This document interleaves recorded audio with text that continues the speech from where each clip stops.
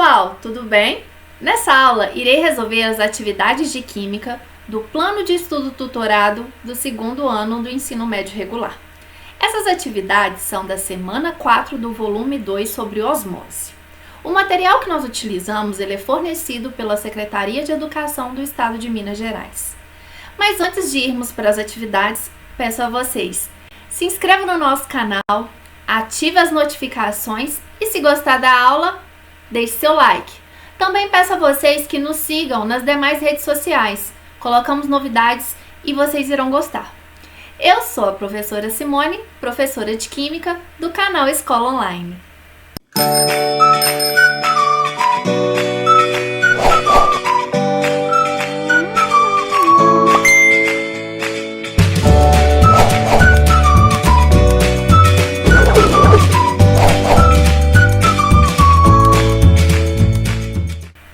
Como de costume, antes de resolvermos atividades, vamos relembrar alguns conceitos teóricos muito importantes.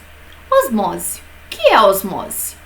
Osmose é o movimento do solvente através de uma membrana semipermeável, do meio menos concentrado para o meio mais concentrado. E essa osmose ela vai ocorrer de tal forma até que essas concentrações se igualem. Então, vamos ver uma figura representativa do processo osmótico. Então, aqui nós temos um sistema em que temos uma membrana semipermeável seletiva. O que é seletiva? É que ela seleciona. A membrana ela só deixa passar moléculas do solvente e não deixa passar o soluto. Então, só há movimento pela membrana das moléculas do solvente. Então, permite a passagem de solvente, porém não permite a passagem de soluto. E aqui a gente pode ver a representação de bolinhas pretas e bolinhas azuis. As bolinhas pretas representam moléculas de água, que é o solvente. E as bolinhas azuis, como a gente pode ver, são maiores, né? Por isso que a membrana ela é seletiva, porque ela vai deixar só passar as moléculas menores, que é o solvente. As bolinhas azuis representam moléculas de açúcar. Então, nós notamos que esse lado aqui é menos concentrado. Por quê? Porque apresenta apenas uma molécula de açúcar e o lado aqui da direita é mais concentrado, apresenta maior quantidade de soluto. Então, a gente viu que osmose é passagem do meio menos concentrado, passagem de solvente, né? Do meio menos concentrado para o meio mais concentrado. E aí, quando ocorrer o processo de osmose, a fim de igualar as concentrações, a gente vai ver que do lado onde existia anteriormente a concentração menor, vai passar solvente para o lado da concentração maior. Então, nessa situação, o volume aumenta do lado direito, porque antes era a parte mais concentrada, era o lado mais concentrado, e vai passar solvente da esquerda para a direita, certo? Observa-se que a água move-se da solução menos concentrada para a região da solução com maior concentração através da membrana seletivamente permeável. O movimento da água permanece até que as concentrações de soluto dos dois lados da membrana estejam iguais. E aí, é muito importante, quando a gente fala de osmose, a gente vê a parte biológica desse processo. Então, a gente vai ver ocorrendo osmose em células animais e em células vegetais. Na célula animal, nós podemos colocá-la, a célula, em 3 diferentes meios. O meio isotônico, hipotônico e hipertônico. Quando nós colocamos a célula no meio isotônico, isotônico significa que apresenta a mesma quantidade de soluto. Como assim, Simone? Que a quantidade de soluto dentro da célula é a mesma quantidade de soluto fora da célula. A célula ela está inserida no meio em que apresenta a mesma concentração que existe no interior da célula. Então, a gente vê que o fluxo de solvente que passa pela membrana celular é a mesma que sai da membrana celular. Então, aqui o formato da célula ela permanece o mesmo. Já quando nós colocamos essa mesma célula em um meio hipotônico, o que é um meio hipotônico? O meio apresenta menor quantidade de soluto. Então, ou seja, a concentração do meio é menor do que a concentração na célula. Isso vai fazer com que a água passe pela membrana celular. Vai entrando água até que chega ao ponto de ruptura dessa célula, que nós chamamos de lise. E quando a célula é colocada no meio hipotônico, hipotônico significa que a concentração do meio é maior do que a concentração da célula. Nessa situação, a célula vai perder água. A célula perdendo água, ela vai murchar. Então, a gente vê que a célula animal, ela apresenta diferentes respostas quando colocada em soluções de diferentes concentrações. Quando colocada em meio isotônico, a célula permanece inalterada. No meio hipotônico, vai haver a transferência de água do meio para a célula e pode ocasionar a ruptura dessa membrana celular, que a gente chama de lise. E quando colocado no meio hipertônico, a água vai sair da célula e vai para o meio, e nessa situação a célula vai murchar. Já a célula vegetal, a gente vai avaliar a mesma situação, quando colocada ela no meio isotônico, hipotônico e hipertônico. Quando colocada no meio isotônico, que é a mesma concentração do meio é igual à concentração da célula, a célula, na verdade, a mesma quantidade de água que entrar pela parede celular da célula vegetal, vai ser a mesma quantidade de água que vai sair. E nessa situação, nós falamos que a célula ela fica flácida. Já o meio hipotônico é um meio onde a concentração externa é menor do que a concentração na célula. E nessa situação, vai ter passagem da água do meio para a célula. Só que diferente da célula animal que sofre lise, a célula vegetal ela não vai sofrer essa lise, porque a célula vegetal tem a parede aqui celular e ela impede com que haja a ruptura da célula. A situação ideal para uma célula vegetal é quando ela está em meio hipotônico, que aí nós falamos que a célula fica túrgida. A célula vegetal, ela, como eu disse, ela possui a parede celular, o que vai impedir a ruptura. Essa parede auxilia a célula a sobreviver em ambientes hipotônicos, certo? E também em hipertônicos. Essa estrutura atua impedindo a entrada excessiva de água. Então, determinada situação aqui, por mais que esteja no meio hipotônico, pelo fato de existir a parede celular, vai chegar a um ponto que não vai mais entrar água no sistema, porque a parede celular vai impedir. Já quando a célula está no meio hipertônico, o meio externo está mais concentrado, a célula vai sofrer o que nós chamamos de plasmólise. Ela vai manter a estrutura, mas a gente nota que com a perda de água, parte da membrana plasmática, ela fica solta em algumas regiões da parede celular. Então aqui ó, a gente nota que essa membrana celular, ela não está em contato com a parede celular, conforme a gente vê nas outras duas situações aqui, certinho? Agora vamos trabalhar algo muito importante, a pressão osmótica. A pressão osmótica é a pressão exercida sobre a solução com maior concentração para que se evite a ocorrência do processo osmótico. Então vamos ver como isso funciona. Então a gente viu quando nós temos uma solução menos concentrada, nessa situação aqui a gente só tem mesmo um solvente e separado por uma membrana semipermeável, e do outro lado a solução mais concentrada, vai haver a passagem de solvente da esquerda para a direita.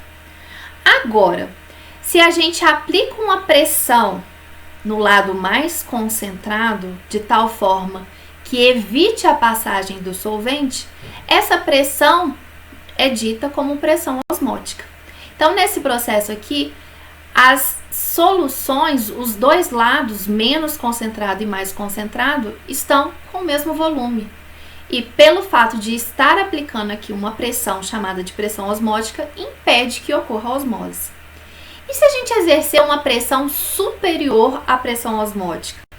Vai acontecer o processo que nós chamamos de osmose reversa. Nessa situação, o solvente vai passar do meio mais concentrado para o meio menos concentrado. Esse processo de osmose reversa é o processo usado em dessalinizadores, onde retira-se água do mar e a transforma em água potável, certo? E em relação à pressão osmótica, nós também podemos classificar as soluções como isotônica, hipotônica ou hipertônica. Aquela solução considerada hipertônica vai ser quando a sua pressão osmótica é maior do que da outra solução. Então, para a gente classificar a solução como hipertônica, hipotônica ou isotônica, sempre a gente vai ter que comparar duas soluções. Então, quando a pressão osmótica é maior do que a outra solução, nós classificamos como hipertônica. Já a hipotônica é quando a pressão osmótica ela é menor. E a solução isotônica é quando a pressão osmótica ela é igual à da outra solução. E aqui, nessa situação, não ocorre o processo osmótico. Certo? Então, vamos às atividades. Atividade 1. Os nossos ancestrais descobriram que a carne, quando era tratada com cloreto de sódio, ficava preservada do ataque bacteriano. Esse processo primitivo de conservação é usado até hoje e a conservação é por óxido-redução? Está ocorrendo ali uma reação de óxido-redução? Não. É uma reação de anticatálise? Não. Está ocorrendo a ação bactericida? A gente está aqui aplicando alguma substância para matar a bactéria? Não. Está ocorrendo o quê? O processo de osmose. Quando a gente coloca sal na carne, a gente está fazendo um processo de osmose, onde a gente está retirando a água presente na célula, porque o meio externo ele está hipertônico. Então, vai acontecer com a retirada dessa água, a célula ela vai murchar. Não tendo água nessa célula, vai impedir com que as bactérias se proliferem, porque é necessário um meio, que é necessário a água. Então, quando a gente adiciona sal na carne, a gente está aplicando, tá conservando por meio da osmose. Atividade 2.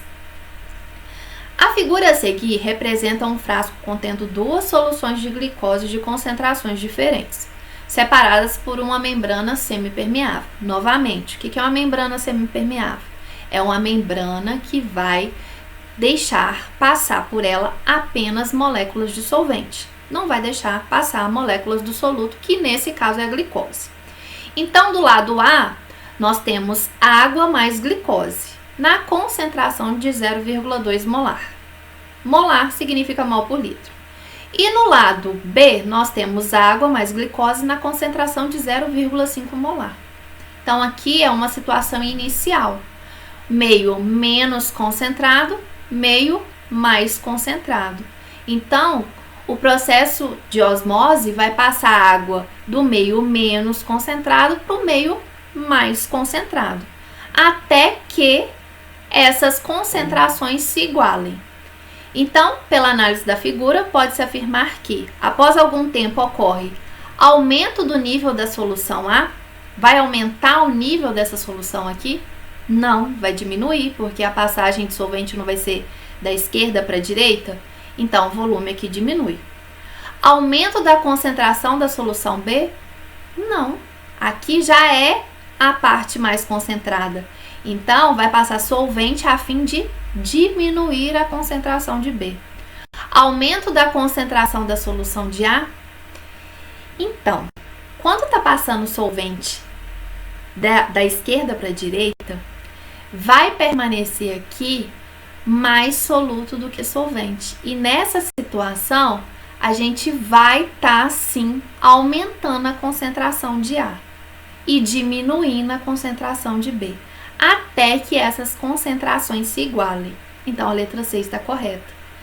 Vai ter diminuição do nível da solução de B? Não. Vai ter aumento desse nível de B. Vai ter diminuição da concentração de A? Não. Vai aumentar a concentração de A.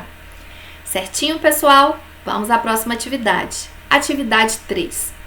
Entre os fatores referidos a seguir, aqueles que podem ser explicados pela mesma propriedade coligativa são.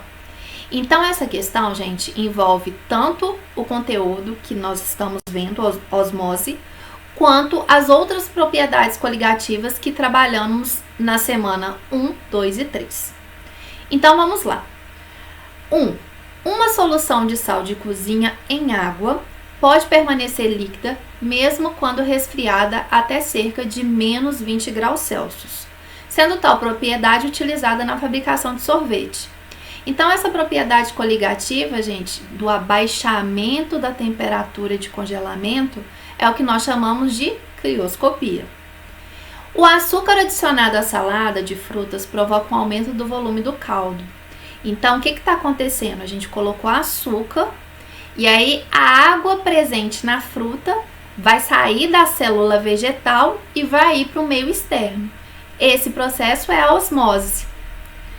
3. A adição de sal de cozinha à carne bovina é utilizada na fabricação do charque. Então, novamente, a gente coloca sal, o meio externo vai ficar mais concentrado, é um meio hipertônico, e a célula da carne, a célula animal, vai perder água.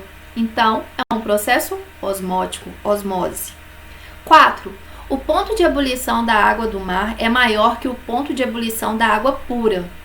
Então, quando a gente adiciona um soluto não volátil em um solvente, ocorre o aumento da temperatura de ebulição, que nós chamamos de ebulioscopia. Então, aqueles processos que podem ser explicados pela mesma propriedade coligativa, 2 e 3, letra C. Próxima atividade. Ao colocar-se uma célula vegetal normal numa solução salina concentrada, observa-se que ela começará a enrugar e a murchar. Sobre esse fenômeno, é correto afirmar: letra A. A célula vegetal encontra-se em um meio hipotônico em relação à sua própria concentração salina. Errado. Se ela vai perder água, ela está no meio hipertônico, tá bom? Letra B. Há uma diferença de pressão, dita osmótica, entre a solução celular e a solução salina do meio. Sim, existe uma diferença de pressão, porque se não existisse diferença de pressão, a célula estaria no meio isotônico e não haveria osmose, não aconteceria nada com ela. E a gente vê que a célula enrugou, murchou. Significa que houve uma diferença de pressão osmótica, sim. Então, letra B está correta. Letra C. Há um fluxo de solvente do interior da célula para a solução salina do meio. Sim, gente, está ocorrendo isso. A gente está vendo que a célula está murchando. Significa que a água está saindo da célula e indo para o meio. Quanto maior for a concentração da solução salina externa, menor será o fluxo de solvente da célula para o meio. Errado. Quanto maior for a concentração, maior vai ser o fluxo da passagem de solvente. E letra E. O fluxo do solvente ocorre através das membranas semipermeáveis. Correto. Nessa situação da célula vegetal, vai passar pela membrana celular, no caso, a parede celular do vegetal. Então, a resposta da atividade 4 é letra B, C e E. Como visto no volume 1, o volume 2 seguiu o mesmo padrão. A última atividade da semana 4, ela é um desafio. Então, vamos ler. Agora, caro aluno, baseado nos conceitos abordados no plano de estudo tutorado que envolveu propriedades coligativas, responda o desafio mencionado abaixo. Justifique sua resposta com base nos conteúdos abordados durante todo o processo das atividades e pesquisa. Desafio. Faça uma pesquisa sobre a importação de alimentos e cite outros alimentos que provavelmente era conservado com o uso de sal. Escreva quais os tipos de conservação usados hoje em dia para exportar alimentos para outros países. Descreva como cada tipo de conservante funciona. Faça um texto respondendo as questões e associando com os conceitos de propriedades coligativas abordados ao longo das atividades propostas. Bom, eu não irei aqui escrever, fazer o texto, mas eu irei citar cada um dos pontos que devem conter no seu texto. Então, vamos dividir esse desafio em 3 partes. Vamos primeiro falar da importação dos alimentos.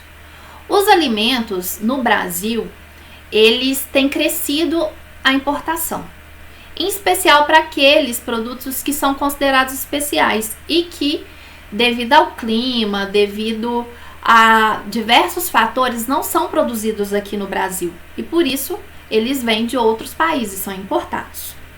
Desde 2019, o processo para a importação de alimentos de origem animal, ela foi facilitada. Antes o processo era muito burocrático e demorava-se muito. Hoje, as empresas elas não precisam mais enviar um representante ao Ministério da Agricultura, Pecuária e do Abastecimento, que é o MAPA, já que esses trâmites todos agora eles são feitos de forma online. O que antes demorava semanas, agora em questão de dias essa autorização ela já é liberada. E para que essa autorização ela seja válida para a importação desses alimentos, os países eles devem ser autorizados e as empresas também devem ser habilitadas para exportar os produtos dela para o Brasil, tá bom? Essa inspeção ela é feita pelo Departamento de Inspeção de Produtos de Origem Animal do MAPA e elas devem ser rotuladas conforme a norma da legislação vigente em nosso país. E no Brasil, quem regulamenta a importação de alimentos é a Anvisa e toda entrada de qualquer produto desse setor, ela está sujeita à fiscalização tanto pela Anvisa, que é a agência reguladora, quanto pelo MAPA, ok? Então, isso aqui foram alguns pontos que no seu texto sobre pesquisa de importação de alimentos não pode faltar. Vamos à segunda parte. Citar quais são os alimentos que provavelmente eram conservados com o uso do sal. Hoje ainda a gente tem essa conserva com sal, mas nós temos também outras formas de promover essa conservação desses alimentos. Então, gente, o sal de cozinha, que é o nosso cloreto de sódio, ele é usado como conservante em diversos alimentos. E é uma técnica bem antiga e muito efetiva. Por quê? Porque retira-se água do alimento e nessa situação evita a proliferação de fungos, bactérias e outros micro-organismos que vão degradar esse alimento. O cloreto de sódio absorve a água do produto e dos micro-organismos através do processo da propriedade coligativa que nós estudamos nessa aula, que é a osmose. Eliminando estes micro-organismos, porque eles não vão conseguir proliferar e o produto ele vai ser conservado, certo? Então, quais são os alimentos que são assim conservados? Nós temos os pescados, nós temos atum, bacalhau, dentre outros pescados que são conservados pelo uso do sal. Os produtos cárneos que a gente mais conhece, que são usado o sal para conservar, nós temos o charque, a carne seca, a carne de sol. E muitos embutidos também, eles são conservados pela utilização do sal, que nós temos exemplos como linguiça, salame, salamim, dentre outros embutidos, certo? Agora, a última parte do desafio é para a gente falar quais são os tipos de conservação usados hoje em dia.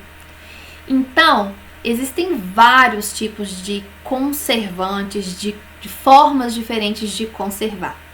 Eu separei aqui as 11 mais utilizadas. Então, os 11 métodos de conservação de alimentos, nós vamos ver um por um e descrever como cada um desses métodos funciona o processo de conservação. Então, o primeiro método é a refrigeração. Então, quando a gente promove a refrigeração, é a diminuição de temperatura daquele alimento. A gente vai armazenar em câmaras frigoríficas que conservam os alimentos frescos em temperaturas baixas. Eles retardam o desenvolvimento de micro-organismos e de ação das enzimas. A duração dos alimentos vai depender do tipo do alimento e da temperatura em que ele está sendo armazenado, e também da quantidade de umidade existente no ar dessa câmara frigorífica. Um segundo método de conservação é o enlatamento. Então, enlatamento ele tem duas finalidades. A primeira é esterilizar. O que é esterilizar? É eliminar os micro-organismos. E o segundo é evitar o contato do ar, para livrá-los do germe. O alimento, ao ser enlatado, o alimento é aquecido em uma temperatura elevada, que destrói os micro-organismos e paralisa a ação de enzimas. Então, é um outro processo de conservação. Terceiro processo de conservação, congelamento. Então, tome muito cuidado. Resfriar. Aqui, ó, o método 1, a gente usou a refrigeração. Aqui a gente só diminuiu a temperatura. Aqui, na etapa 3, nós estamos congelando. Então, o congelamento é, depois do enlatamento, o método mais usado na conservação de alimentos. Método 4, secagem. O que é secagem, gente? A gente retirar a água. Retirar a água pode conservar o alimento? Sim. Por quê? Porque a secagem ou a desidratação é um método que vai retirar o líquido do alimento. E sem o líquido, os micro-organismos não podem desenvolver. Essa secagem, ela reduz também o tamanho e o peso do alimento, o que facilita, por exemplo, para exportar esse alimento. Menor peso, exportação mais econômica. Processo, método 5, liofilização. Nesse processo, a água ela é removida do alimento enquanto ainda estão congelados. Então, sem a água, não haverá proliferação de micro-organismos e aí o alimento vai ser conservado. O alimento ele é congelado e resfriado até cerca de menos 30 graus Celsius. Em seguida é colocado em bandejas, em uma câmara de vácuo e o calor é aplicado lentamente. Por esse método, a água congelada contida no alimento evapora sem passar pelo estado líquido. Então, ela passa do estado sólido direto para vapor. E o alimento ele não é submetido a temperaturas elevadas até que a maior parte da umidade tenha sido removida. Essa secagem ela é lenta, leva de 4 a 12 horas, dependendo do tipo do alimento, do tamanho das partículas e do sistema de secagem utilizado. Sexto método, a cura. A cura, gente, nós conhecemos também como um processo de salgamento. A cura retarda o crescimento do micro-organismo dentro dos alimentos e geralmente destrói muitos deles na superfície do alimento. Cura significa salgar, defumar, cozinhar e secar. Então, nesse processo de cura, a gente usa a propriedade coligativa osmose, quando a gente salga, certo? E aí esse produto, ele é conservado porque a gente retira a água, certo? 7, utilização de antibióticos. Aí você fala assim, não entendi, Simone, como assim utilizar antibióticos é um processo de conservar alimento? Porque a gente sabe que antibiótico é um medicamento que a gente usa para combater alguma doença, né? Mas na verdade, alguns cientistas descobriram que os antibióticos também podem ser usados para dificultar a ação de micro-organismos que estragam os alimentos. Então, um exemplo aqui no Canadá, os processadores de produtos alimentícios mergulham peixes em uma solução fraca desses 2 antibióticos aqui. Isso vai retardar o desenvolvimento de micro-organismo e vai fazer com que esse alimento ele seja conservado. 8, radiação ultravioleta. Então, quando a gente incide radiação ultravioleta no alimento, isso vai matar os micro-organismos e dessa forma o alimento ele vai ser conservado maior tempo. 9. Utilizar conservantes. Então, são utilizados diversos tipos de conservantes, dependendo do alimento na qual se deseja conservar. Esses conservantes, eles impedem o alimento de apodrecer e permite que o consumidor compre uma variedade de produtos disponíveis fora da estação usual. Método 10. A pasteurização. Esse método é um método térmico que vai eliminar os micro-organismos que são sensíveis a temperaturas altas. Essa temperatura não vai passar de 100 graus Celsius, porque numa temperatura superior ela pode também danificar o alimento, certo? Esse aquecimento ele vai ser normalmente produzido por vapor, por água quente ou radiação ionizante, calor seco, micro-ondas. Esse método ele é fundamental no processo de alimentos infantil à base de maçã e banana, antepastos de berinjela, ketchup, cerveja, suco de laranja, entre outros alimentos. E por último, o último método de conservação, chamado de apertização. Ele é um método descoberto por Nicolas Appert, por isso o nome, em homenagem à pessoa que descobriu. Foi descoberto em 1909 na França e na atualidade é um dos mais utilizados pelas indústrias alimentícias. Utiliza-se de latas ou vidros para acondicionamento de produtos e estes são lacrados e submetidos a altas temperaturas em autoclaves. É um método similar que ocorre, por exemplo, na panela de pressão, certo? Então, esses foram os 11 métodos de conservação mais utilizados. Então, aí, agora vocês têm base para escrever o texto de vocês, certinho? O método a propriedade coligativa mais utilizada para conservar um alimento é o processo osmótico, seguido do congelamento das substâncias, certo? Então, pessoal, chegamos ao fim da semana 4 do volume 2.